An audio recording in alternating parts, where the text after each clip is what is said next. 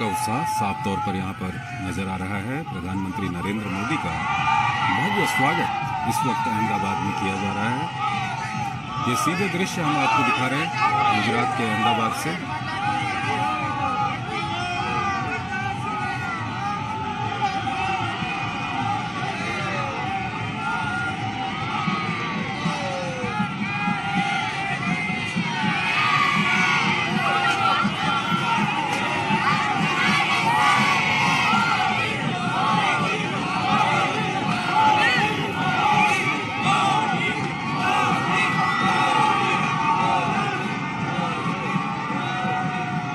काफी महत्वपूर्ण दौरा प्राइम मिनिस्टर नरेंद्र मोदी का।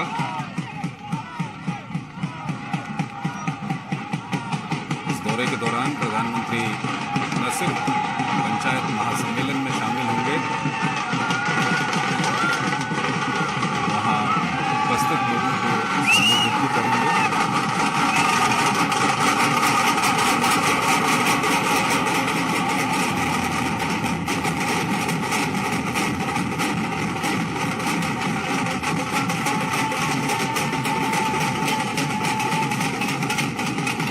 साथ ही साथ प्रधानमंत्री अपने इस 2 दिन के दौरे के दौरान राष्ट्रीय रक्षा विश्वविद्यालय की नई इमारत राष्ट्र को समर्पित करेंगे। इसके पहले दीक्षांत समारोह को संबोधित करेंगे। ढोल नगाड़ों के साथ प्रधानमंत्री का वहां पर स्वागत किया जा रहा है।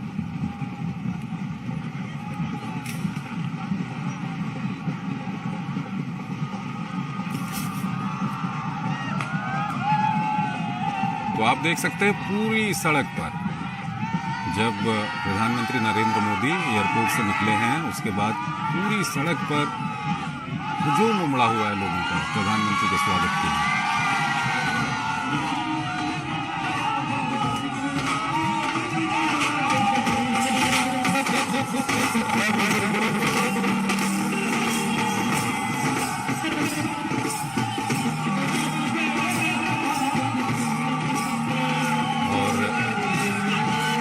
प्रधानमंत्री भी हाथ हिलाकर लोगों का अभिवादन स्वीकार कर रहे हैं।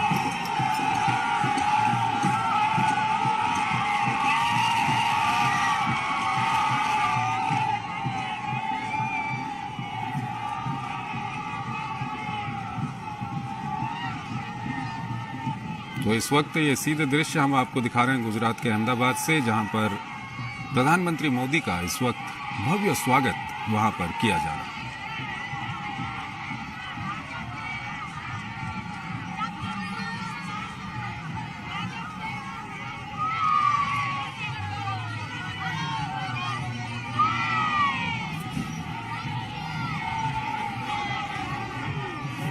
और करीब 1 घंटा हो चुका है जब प्रधानमंत्री का काफिला हवाई अड्डे से बाहर निकला है, और तब से अब तक सड़क पर लोगों का हुजूम उमड़ा हुआ है। लोग प्रधानमंत्री का स्वागत कर रहे हैं।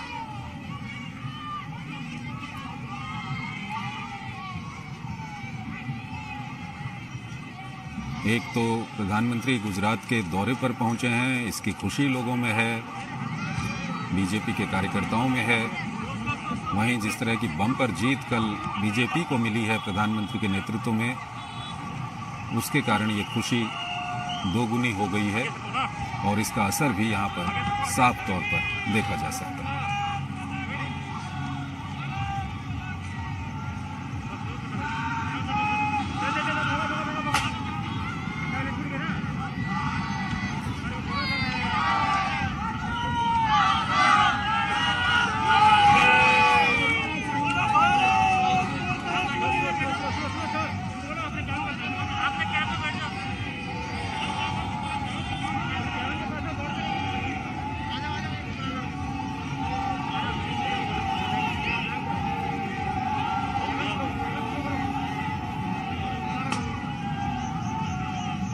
तो इस वक्त सीधे दृश्य हम आपको ये दिखा रहे हैं गुजरात के अहमदाबाद से, जहां पर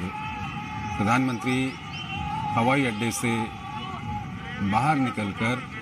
अपने गंतव्य स्थान की ओर जा रहे हैं, और उनका स्वागत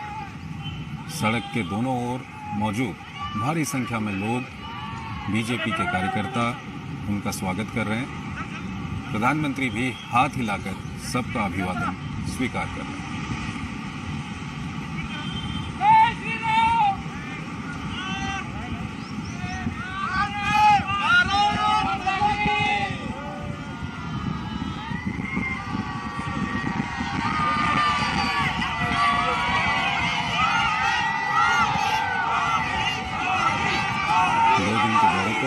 प्रधानमंत्री नरेंद्र मोदी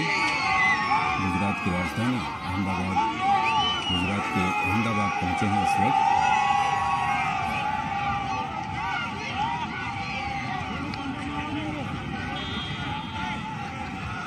और आप देख सकते हैं बीजेपी के झंडे, देश का तिरंगा, आम लोग, बीजेपी के कार्यकर्ता, हजारों की संख्या में लोग वहां पर मौजूद हैं।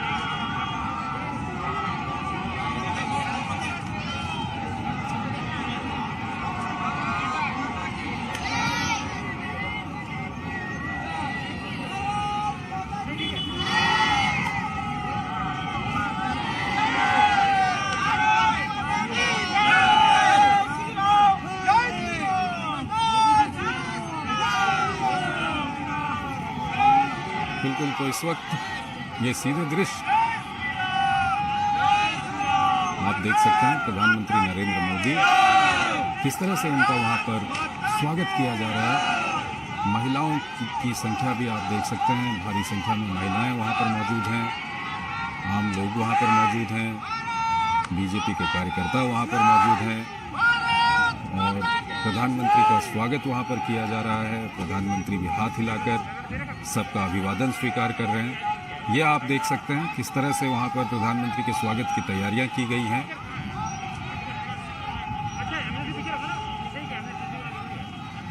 प्रधानमंत्री को एक सशक्त नेतृत्व के तौर पर जाना जाता है,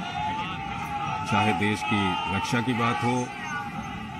कोविड महामारी के दौरान नेतृत्व प्रदान करने की बात हो, ऑपरेशन गंगा के दौरान भारतीयों को युद्धग्रस्त यूक्रेन से निकालने की बात हो,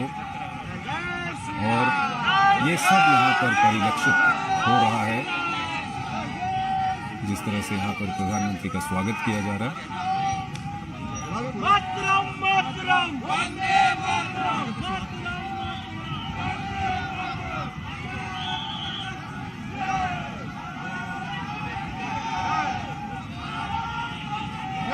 ये आप देख सकते हैं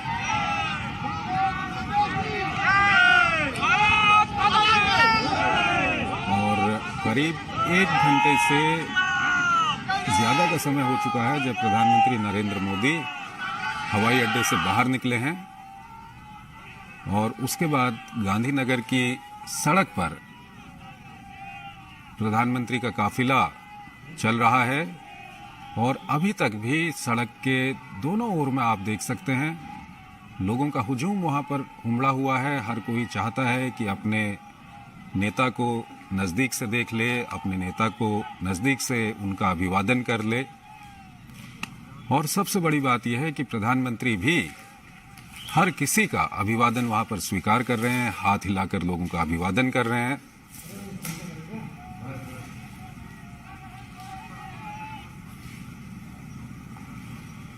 प्रधानमंत्री की ये यात्रा, हालांकि प्रधानमंत्री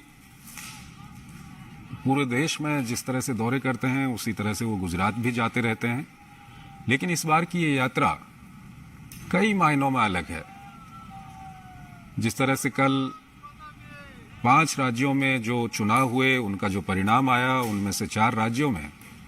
जिस तरह से बीजेपी को जीत मिली है और वो जीत ऐतिहासिक है। ऐतिहासिक इसलिए कि इसमें बहुत कम ऐसा हुआ है जब जो वर्तमान सरकारें हैं उनको जनता ने दोबारा चुना हो, लेकिन हमने देखा कि प्रधानमंत्री के नेतृत्व में, चाहे उत्तराखंड की हम बात करें, मणिपुर की बात करें, उत्तर प्रदेश की बात करें, सरकारों को दोबारा चुना गया है। जो प्रधानमंत्री की योजनाएं हैं उन पर कहीं न कहीं मुहर लगाई गई है और जो जन कल्याण की योजनाएं प्रधानमंत्री के द्वारा शुरू की गई हैं उन योजनाओं का असर ही है कि एक बार फिर जनता ने बीजेपी की सरकारों को लाने के लिए मुहर लगाई और इसीलिए प्रधानमंत्री की आज की ये यात्रा और भी खास हो जाती है और उसका सीधा असर भी यहाँ जो लोग मौजूद हैं उन पर देखा जा रहा है। जो बीजेपी के कार्यकर्ता यहाँ मौजूद हैं उन पर इसका असर देखा जा रहा है। कहीं न कहीं उनकी जो खुशी है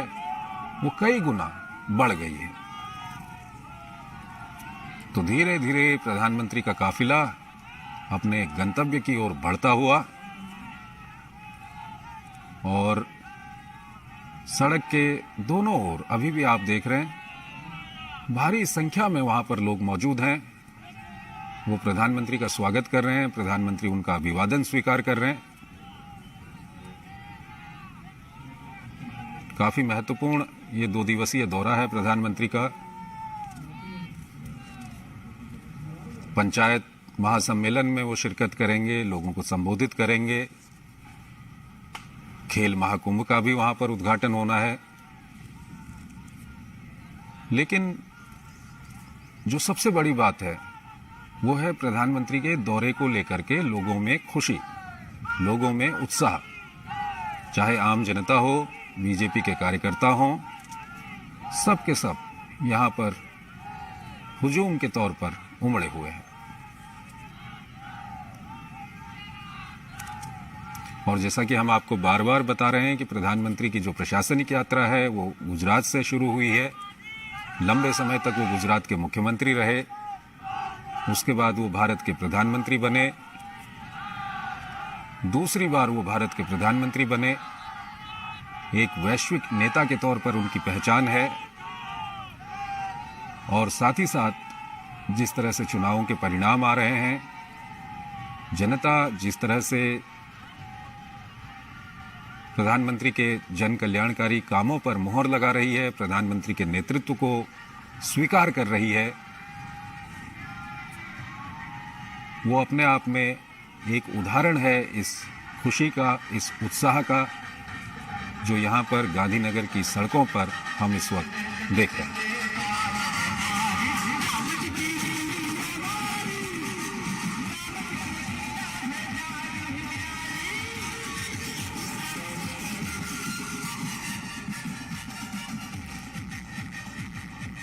कितना उत्साह है प्रधानमंत्री की यात्रा को लेकर, आप इसी से समझ सकते हैं कि 1 घंटे से ज्यादा का समय हो चुका है जब प्रधानमंत्री हवाई अड्डे से प्रधानमंत्री का काफिला बाहर निकला है और हवाई अड्डे से यहां तक लगातार आप देख रहे हैं सड़कों के किनारे लोग जमा हैं, बीजेपी के कार्यकर्ता जमा हैं और वो प्रधानमंत्री का स्वागत कर रहे हैं। प्रधानमंत्री भी हाथ हिलाकर उनका अभिवादन स्वीकार कर रहे हैं।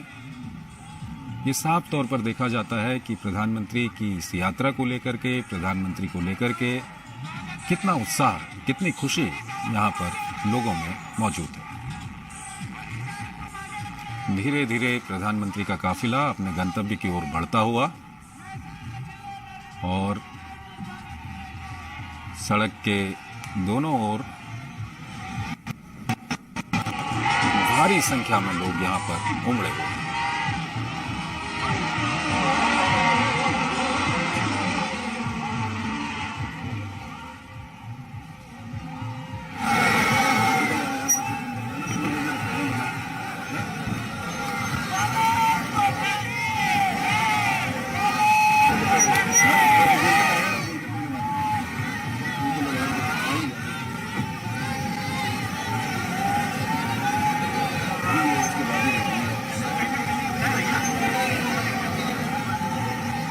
भारी संख्या में वहां पर महिलाएं भी मौजूद हैं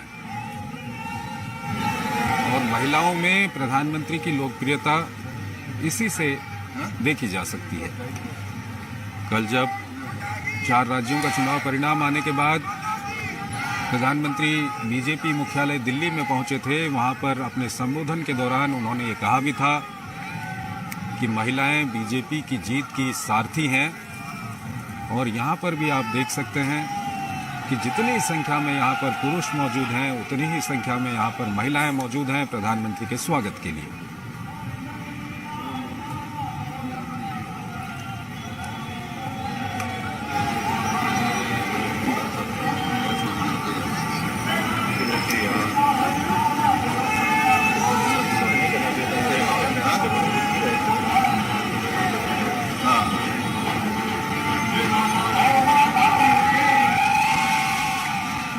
असर है प्रधानमंत्री की जन कल्याणकारी नीतियों का, प्रधानमंत्री के नेतृत्व का। और साथ ही साथ हाल के दिनों में अगर आप कोविड महामारी के दौर को देखें तो जिस तरह से कोविड महामारी के दौर के दौरान उन्होंने देश को नेतृत्व दिया, देश को सुरक्षा दी, भारत ने अपनी वैक्सीन विकसित की, उसके बाद भारत में दुनिया का सबसे बड़ा टीकाकरण अभियान चलाया गया और उस टीकाकरण अभियान के तहत देश के दूर दराज के इलाकों से लेकर हर कोने तक लोगों को मुफ्त में कोरोना का टीका लगाया गया। और उसके बाद हाल के दिनों में वैश्विक परिदृश्य की अगर हम बात करें तो यूक्रेन में जिस तरह से संकट देखा गया, युद्धग्रस्त यूक्रेन से भारतीयों को निकालने की बात आई तो प्रधानमंत्री ने पूरी दुनिया में ऐसी मुहिम किसी देश ने नहीं चलाई, लेकिन प्रधानमंत्री के नेतृत्व में भारत ने ऑपरेशन गंगा चलाया और हजारों की संख्या में अपने नागरिकों को, जिनमें अधिकतर छात्र थे, उन्हें युद्धग्रस्त यूक्रेन से निकालकर स्वदेश पहुंचाया गया। और साथ ही साथ कल जिस तरह से 5 राज्यों के चुनाव परिणाम आए, उसमें 4 राज्यों में बीजेपी की बम्पर जीत देखी गई। न सिर्फ जीत देखी गई बल्कि बीजेपी ने इतिहास बनाया, कई मायनों में कई पुराने मिथक तोड़ दिए।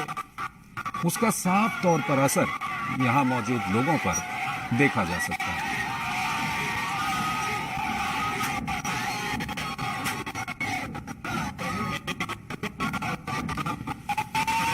सीधे दृश्य हम आपको दिखा रहे हैं गुजरात के गांधीनगर से,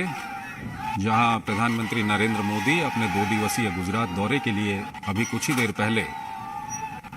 करीब 1 घंटे का समय हो चुका है, वहां पर पहुंचे हुए हैं। और वो जब हवाई अड्डे से बाहर निकले तो उसके बाद उनके काफिले का स्वागत किया जा रहा है। हजारों की संख्या में वहां पर लोग मौजूद हैं। प्रधानमंत्री का वहां पर स्वागत किया जा रहा है। प्रधानमंत्री भी लोगों का अभिवादन स्वीकार कर रहे हैं।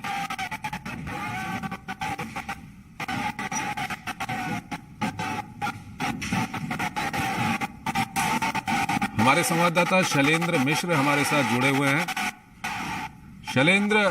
प्रधानमंत्री की गुजरात यात्रा, 2 दिन की इस यात्रा का आगाज जो हम देख रहे हैं, जिस तरह का उत्साह वहां पर लोगों में देख रहे हैं, जिस तरह की खुशी बीजेपी के कार्यकर्ताओं में देख रहे हैं, ये खुशी जो कल चुनाव परिणाम आए हैं उसके बाद ये खुशी कई गुना बढ़ गई है।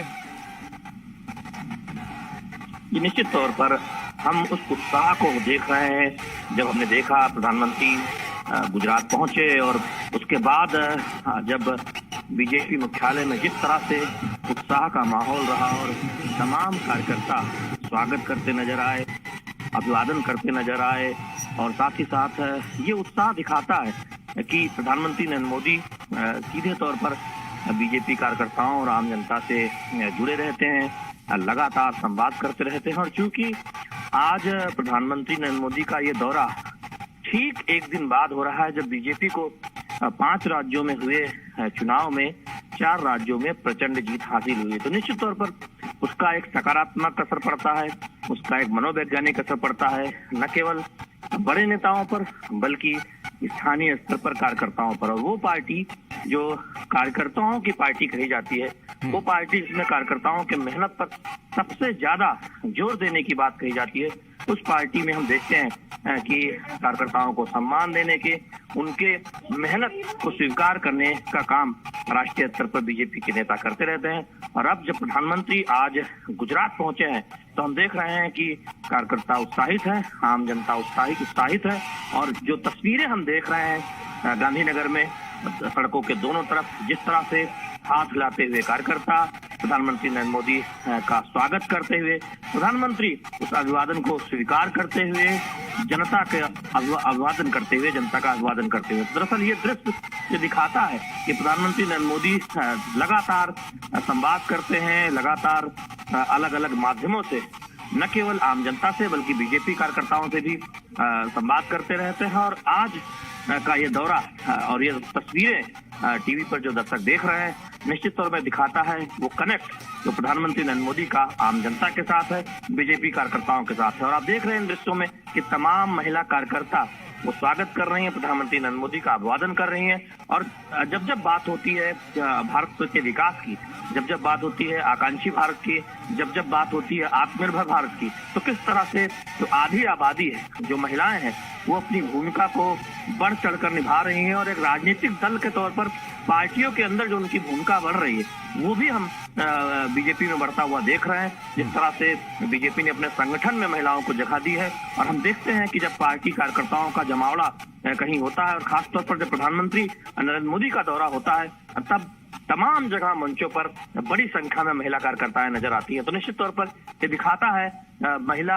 एम्पावरमेंट को, ये दिखाता है राजनीतिक दल में महिलाओं की बढ़ती हुई भूमिका को, ये दिखाता है कि भारत के विकास में महिलाएं कैसे अपनी भागीदारी को बढ़ा रही हैं। आज हर क्षेत्र में वो आगे आ रही है, चाहे वो राजनीति हो या फिर समाज के अन्य क्षेत्र। तो निश्चित तौर पर आज इस एक तरह से कहें प्रधानमंत्री नरेंद्र मोदी के दौरे में स्वागत के दौरान भी हम सड़क किनारे जो हुजूम देख रहे हैं बीजेपी कार्यकर्ताओं का, उनमें महिलाओं की भी एक बड़ी संख्या है। और ये दिखाता है कि ये दरअसल उस ताकत को दिखाता है जो राजनीतिक दल के तौर पर आप बीजेपी में देखते हैं, जहां पर महिला कार्यकर्ताओं की दिनों दिन बढ़ती हुई भूमिका है, चाहे वो गुजरात हो या राष्ट्रीय स्तर पर हो। जी चंद्रशेखर। शैलेंद्र, आप हम दर्शकों को ये बता दें कि ये गांधीनगर से इस वक्त सीधे दृश्य हम आपको दिखा रहे हैं, और प्रधानमंत्री नरेंद्र मोदी अपने 2 दिवसीय दौरे के लिए वहां पर अभी कुछ देर पहले पहुंचे हुए हैं। और लगभग 1 घंटे से ज्यादा का समय हो गया है जब प्रधानमंत्री नरेंद्र मोदी हवाई अड्डे से बाहर निकले, और उसके बाद लगातार वो अपने गंतव्य की ओर धीरे धीरे सड़क पर बढ़ रहे हैं। लेकिन सड़क के दोनों ओर हजारों की संख्या में वहां पर लोग उमड़े हुए हैं, प्रधानमंत्री का स्वागत कर रहे हैं। और साथ ही साथ ये भी बता दें कि कल जिस तरह से बीजेपी को बम्पर जीत मिली है प्रधानमंत्री नरेंद्र मोदी के नेतृत्व में, उसका भी सीधा असर इन लोगों की खुशी पर दिख रहा है। शैलेंद्र, अगर 2014 की हम बात करें, 2014 में जब प्रधानमंत्री नरेंद्र मोदी सत्ता में आए थे, तो जो सबसे बड़ा जो बदलाव आया था वो ये आया था कि उससे पहले बीजेपी को एक पर्टिकुलर वर्ग के साथ जोड़ा जाता था, लेकिन प्रधानमंत्री नरेंद्र मोदी जब 2014 में आए तो उन्होंने उस रूढ़िवादिता को, उस जो एक पर्टिकुलर वर्ग के साथ जोड़ने की बात थी, उसको तोड़ा, समाज के हर वर्ग तक वो पहुंचे। और धीरे धीरे 2014 से जब ये यात्रा शुरू हुई, तो कल जो प्रधानमंत्री का संबोधन था जिसमें उन्होंने परिवारवादी जातिवादी राजनीति पर कटाक्ष किया, और साथ ही साथ विकासवादी राजनीति की उन्होंने जिस तरह से वकालत की, इसको आप किस तरह से देखते हैं? ये देखिए चंद्रशेखर, 4-5 मुद्दे बेहद अहम है। 2014 के बाद भारतीय राजनीति जिस तरह से बदली है, भारतीय राजनीति पे चर्चा और विमर्श के मुद्दे जिस तरह से बदले हैं, उसमें प्रधानमंत्री नरेंद्र मोदी का सबसे अहम योगदान है। आज विकास की बात होती है, आकांक्षी भारत की बात होती है। बीजेपी जो उत्तर भारत या फिर कुछ अन्य राज्यों तक सिमटी हुई पार्टी मानी जाती थी, आज दुनिया की सदस्य संख्या के लिहाज से सबसे बड़ी पार्टी है। उत्तर से दक्षिण तक, पश्चिम से पूर्व तक आप देखें, आज उत्तर पूर्व में जिस तरह से बीजेपी की तमाम राज्यों में सरकारें हैं, मणिपुर में प्रचंड बहुमत के साथ बीजेपी सत्ता में वापस आई है, असम में हमने देखा कि सत्ता में रहने के बाद बीजेपी की वापसी हुई थी। तो निश्चित तौर पर आज सभी की पसंद बनकर भारतीय जनता पार्टी उभरी है। उसमें सबसे प्रमुख योगदान प्रधानमंत्री नरेंद्र मोदी का है। और हम ये जो तस्वीरें हैं जो न केवल गुजरात में बल्कि तमाम अन्य राज्यों में जब प्रधानमंत्री नरेंद्र मोदी जाते हैं और इस तरह की तस्वीरें, सड़कों के दोनों तरफ अभिवादन करती हुई जनता, अभिवादन करते हुए बीजेपी के कार्यकर्ता दिखाई देते हैं, ये बताती है कि किस तरह से बीजेपी को मजबूत बनाने में प्रधानमंत्री नरेंद्र मोदी ने सरकार की कल्याणकारी योजनाओं के जरिए पहले गुजरात में मुख्यमंत्री के तौर पर और उसके बाद प्रधानमंत्री के तौर पर 2014 के बाद राष्ट्रीय स्तर पर पार्टी को मजबूत करने का काम किया है। लेकिन एक बात और है, आप देखें कि अगर राजनीतिक विमर्श की बात होती है चंद्रशेखर, तो निश्चित तौर पर उन मुद्दों की बात होगी जो 2014 से पहले केंद्र में रहा करते थे या 2014 के बाद अब केंद्र में आए हैं। प्रधानमंत्री नरेंद्र मोदी के प्रयासों के बाद, उनकी सरकार की कल्याणकारी योजनाओं के बाद आज चर्चा होती है महिला एम्पावरमेंट की, महिला की भागीदारी की, महिलाओं को हर क्षेत्र में आगे लाने की, और महिलाओं को एक सिर्फ वोट बैंक के तौर पर न देखकर बल्कि किस तरह से उनके जीवन को बेहतर किया जा सकता है, उस पर काम करने की जो एक कार्यशैली दिखी है, जो काम दिखा 2014 के बाद, और हमने देखा है कि उसका फायदा भारतीय जनता पार्टी को चुनाव दर चुनाव मिलता रहा है। और तमाम उन परंपरागत वर्गों में जो एक तरह से कहें बीजेपी के परंपरागत मतदाता नहीं माने जाते रहे, वहां पर भी महिलाओं का एक अच्छा खासा वर्ग बीजेपी को समर्थन करता हुआ नजर आ रहा है। तो उस तरह से हम देखते हैं कि भारतीय राजनीति में महिलाओं की भूमिका, महिलाओं की एक तरह से प्रभाव, वो हम 2014 के बाद बढ़ता हुआ देख रहे हैं। और दूसरी बात ये देख रहे हैं कि उनके मुद्दों को लेकर खूब बात हो रही है। सभी राजनीतिक दल अब महिलाओं से जुड़े मुद्दे उठाने को लेकर कमोबेश मजबूर नजर आ रहे हैं। दूसरी बात यह है कि आप देखें, युवाओं की बात खूब होती थी। 2014 से पहले भी तमाम नारे लगाए जाते थे और ये कहा जाता था कि युवा जिसके साथ होता है राजनीतिक दल,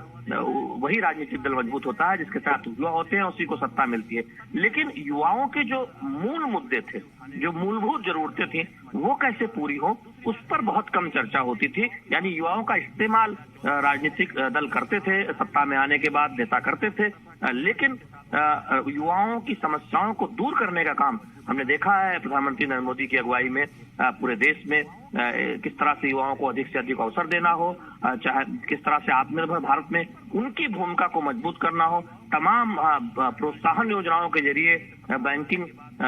योजनाओं के जरिए किस तरह से उनको आगे बढ़ाने का काम किया जा रहा है। तीसरी जो बहुत महत्वपूर्ण बात यह है कि देश में जो बॉटम ऑफ पिरामिड जिसे कहते हैं, समाज के पायदान के अंतिम छोर पर खड़ा व्यक्ति, पंडित दीनदयाल उपाध्याय जिस अंत्योदय की कल्पना किया करते थे, जिस गरीब वर्ग की बात किया करते थे, हम आज देख रहे हैं पीएम मोदी की, नरेंद्र मोदी की तमाम कल्याणकारी योजनाओं में उसी अंतिम आदमी को केंद्रित में रखकर योजनाएं बनाई गई हैं, जमीनी स्तर पर लागू की गई हैं और उसका एक व्यापक असर हम देश भर में देखते हैं और उसका फायदा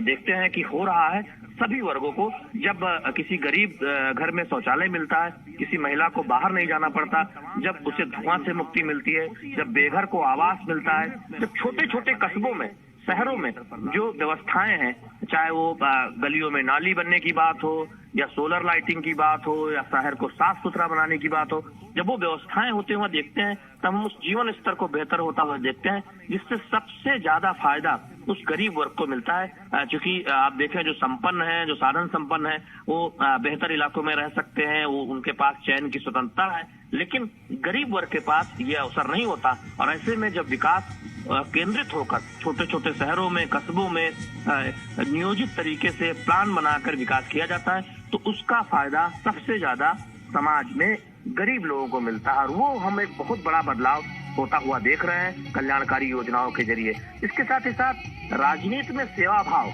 को किस तरह से आगे रखा जाए,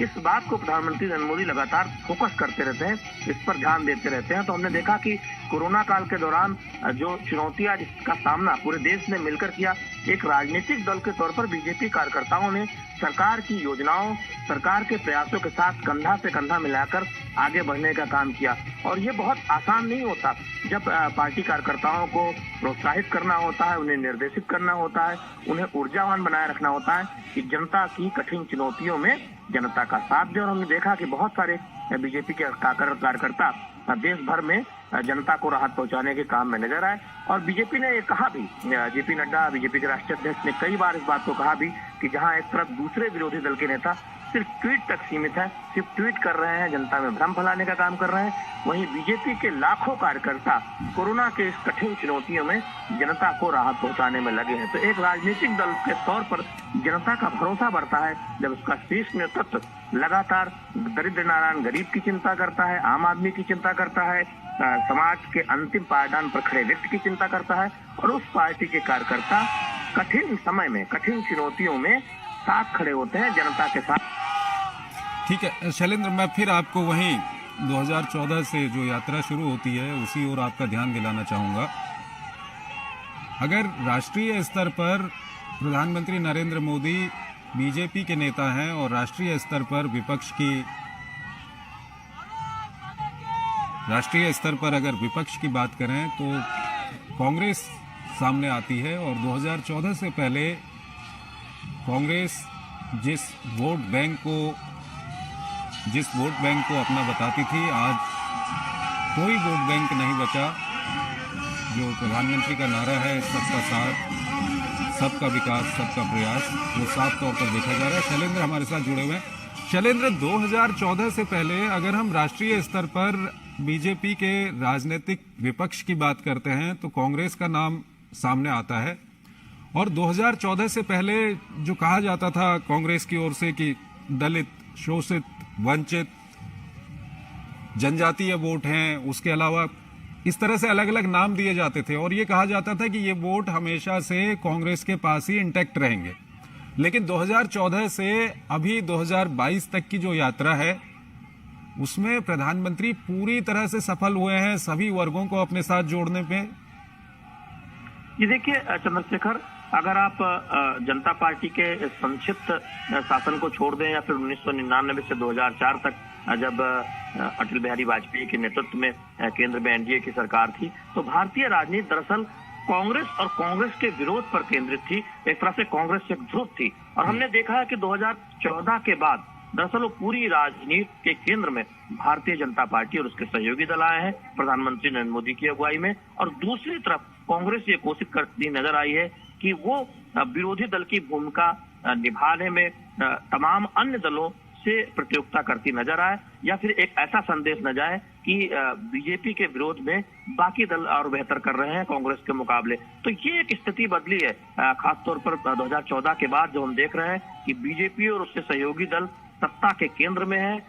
भारतीय राजनीति के केंद्र में है, और दूसरी तरफ कांग्रेस को संघर्ष करना पड़ रहा है विरोधी दल की प्रमुख भूमिका निभाने की। और जिस कांग्रेस मुक्त भारत की बात प्रधानमंत्री नरेंद्र मोदी करते हैं और भारतीय जनता पार्टी के नेता करते हैं, आप देखिए कि 5 राज्यों में जो चुनावी नतीजे आए हैं उसमें पंजाब में कांग्रेस की सरकार थी और वहां पर एक तरह से इतनी करारी हार का सामना कांग्रेस पार्टी को करना पड़ा, और बाकी राज्यों में जो प्रदर्शन है वो दयनीय रहा। तो निश्चित तौर पर आज उत्तर प्रदेश में देखें तो कांग्रेस की जो स्थिति है वो एक तरह से कहें न्यूनतम पर पहुंच गई है। तो निश्चित तौर पर कांग्रेस पार्टी के लिए तमाम राज्यों में अपने अस्तित्व को बचाने का संकट है। अभी बहुत दिन नहीं हुए जब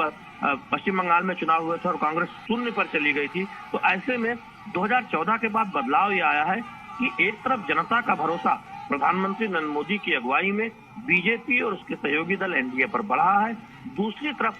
कांग्रेस पार्टी की जो